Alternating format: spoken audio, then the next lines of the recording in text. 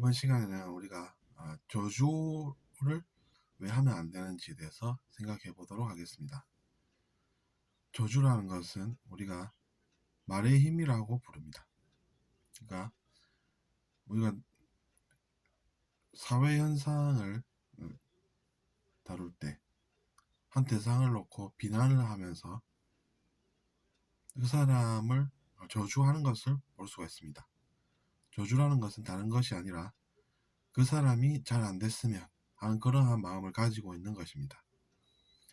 그러면 어떻게 될까요? 그 사람이 진짜로 그 악한 힘의 영향을 받게 되지 않을까요? 그것은 결국에는 그 사람이 악한 영향을 받게 되어서 세상에 좋을 것이 없는 그런 결과를 낳게 되는 것입니다. 그럼 이제 세상이 더 어려워진다고 볼 수 있겠죠. 세상이 더 어려워지면 무엇이 좋을까요? 좋을 것이 없습니다. 근데 이제 우리가 그런 것을 못하는 것은 아직 우리가 미성숙하기 때문에 내가 이렇게 행동을 하면 세상이 어떻게 변할까 라는 것을 잘 모르기 때문입니다.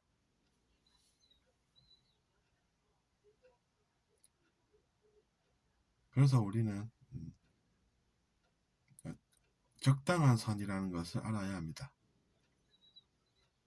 내가 이야기하고 있는 것이 혹여나 이 사회에 악영향을 미치게 되지 않을까 라는 것을 우리가 생각하면서 살아야 합니다. 물론 우리가 세상에 살면서 뭔가를 잘 모르고 할 수는 있습니다. 모르고 하는 행동이 어떻게 될지를 우리가 알아야 한다는 것입니다. 그렇기 때문에 우리는 항상 실험을 하고 있다고도 볼 수가 있는 것입니다.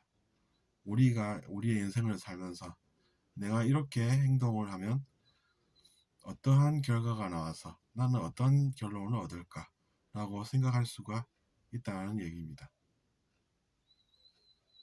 그래서 우리는 인생이라는 것을 살면서 실험자가 되는 것입니다.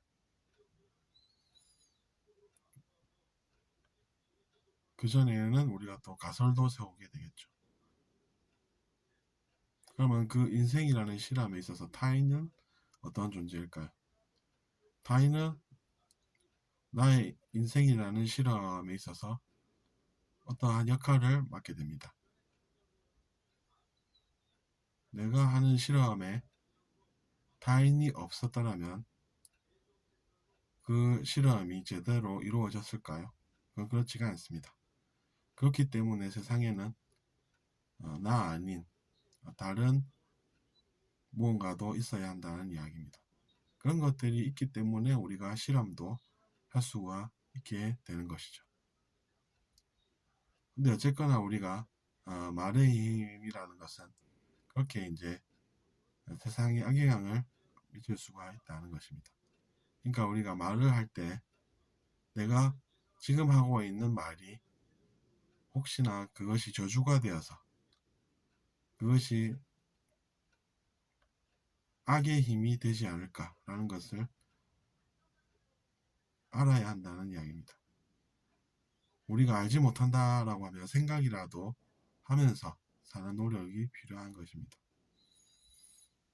그것을 모르고 우리가 살게 되면 처음에는 그렇지는 않았는데 그것이 시간이 가면서 이상하게 변질될 수가 있다는 얘기입니다.